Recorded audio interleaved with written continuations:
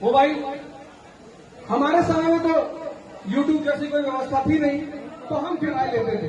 तुम्हारे पास क्या है, YouTube पड़ा हुआ है, तुम फटाक से खोल दिए। अब कोई कह रहा है अंजीर पीस के खाने से बाल बड़े होते हैं। जब नहीं हुआ तो गांव वालों ने हमारा नाम रख दिया कमिश्नर साहब।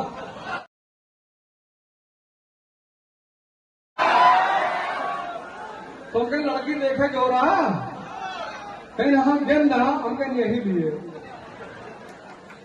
5 लोगों को लेकर अगर लड़की देखने गए तो तुम्हारी शादी नहीं है।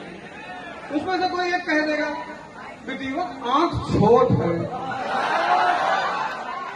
अरे तुम्हार भाई तिहाई आंख है, तो जिंदगी में कहा के बाद भगा उसको मार के तुम बात। ऐसे जीवन है। तुम जब 5 लोगों से राय लेते हो ना, इतना कंफ्यूज हो जाते हो अंदर। एक आदमी आज तुम लोग के जमाने में एक बहुत बड़ा खतरा हो गया। वो भाई हमारे समय में तो YouTube जैसी कोई व्यवस्था थी नहीं, तो हम गिरते पड़ते 1-2 आदमी से राय लेते थे। तुम्हारे पास क्या है, YouTube पड़ा हुआ है, तुम फटाक से खोल दिए। अब कोई कह रहा है अंजीर पीस के खाने से बाल बड़े होते हैं।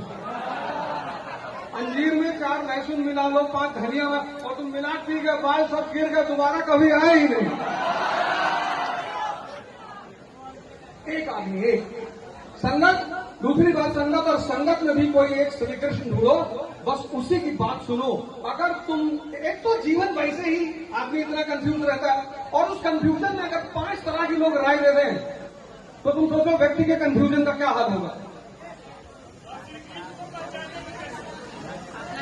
श्री कृष्ण को पहचानने के लिए अर्जुन जैसी आंखें चाहिए। भीम, नकुल, सहदेव, आंखें जैसे परमहंस जी के साथ बहुत लोग रहते थे, लेकिन विवेकानंद ही उनको पहचान पाए। ये जो आंखें है ना, इनमें एक चीज है बड़ी प्यारी। एक तो ये देखती हैं, दूसरी इनमें एक चीज है दृष्टि, उस पर मैं चर्चा कर लूंगा। तो 2 चीज, पहली चीज प्राथमिकता, दूसरी चीज संगत। और संगत में एक गुरु बनाओ अपने जीवन में, बनाओ ही बनाओ, नहीं तो ये दुनिया तुम्हें कंफ्यूज करके इतना परेशान कर देगी, ये कर लो, ऐसा कर लो। अगर मेरा अनुभव ये कहता है कि अगर तुम्हें लगता है कि मेरे माँ बाप मुझे बाहर पढ़ाई के लिए नहीं भेज सकते, बाहर शिक्षा के लिए नहीं भेज सकते, तो तुम एक काम करो, सारे लड़का लड़की सब एक काम करो। हालांकि अब बाहर जाने की आवश्यकता नहीं है। कितनी सारी संस्थाएं कितने मिनिमम रेट पे ऑनलाइन क्लास चला रही, नहीं चला रही। आज ऐसा कोई शहर नहीं हिंदुस्तान में जहां पे लाइब्रेरी ना हो। सब जगह लाइब्रेरी है। तो अब सबसे बड़ी बात, पहले क्या था कि भैया दिल्ली जाना है, 2.5 लाख रुपए वहां कोचिंग की फीस है, फिर 30,000 रुपए महीने का रहने का है, बड़ा सारा बर्डन। अब उससे आप मुक्ति पा गए हो। अब आप उससे बिल्कुल मुक्ति पा गए हो। 10,000 में कोर्स है और सब पढ़ा रहे हैं। ऐसा नहीं कोई नहीं पढ़ा रहा है, सब पढ़ा रहे हैं। कोई जरूरत नहीं बाहर जाने की, है ही नहीं। आप यही रहिए। बहुत ज्यादा अगर आप, एक बड़ा प्यारा नियम है कि जिस शहर में आप पैदा हुए हैं, कोशिश करिए उस शहर को छोड़कर किसी दूसरे शहर में जाकर तैयारी करिए, अगर ऐसा संभव। जैसे आपका घर आरा में है, आप पटने में पढ़ सकते हैं। अब आरा में रहने में दिक्कत क्या है, यहाँ आपका परिवार है, यहाँ आपका समाज है, दोस्त है, रिश्तेदार है, और वो बाधा तो पैदा करेंगे, उनका जन्म से तो अधिकार है वो। हमारा सिलेक्शन जब नहीं हुआ तो गांव वालों ने हमारा नाम रख दिया कमिश्नर साहब।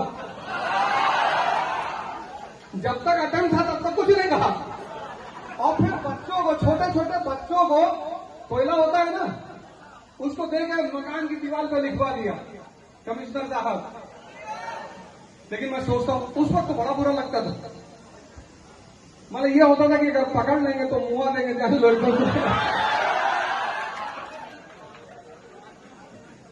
लेकिन ठीक है, मुझे लगता है कि अगर ये लोग परेशान ना करें तो आग कभी पैदा नहीं होगी। यही लोग आग भी पैदा करते हैं। इनका आपको हमेशा रेडी रहना चाहिए। ये जितने लोग आपकी बुराई करते हैं, बुराई, वो सब आपके अंदर आग पैदा कर रहे हैं। क्योंकि राजा महाराजा के बेटों को तो कोई कुछ कहता नहीं। सबसे ज्यादा बलि का बकरा हम ही लोग बनते हैं, मिडिल क्लास के लोग। तो एक अपने साथ संगत, एक गुरु बनाइए। और अगर आपको लगता है, तीसरा पॉइंट मैं कह रहा हूं कि मेरे पिता, माँ बाप, फैमिली नहीं सपोर्ट कर पाएगा। तो यार कोई एक स्किल सीख लो, कुछ नहीं होता, कोई काम छोटा बड़ा नहीं होता है।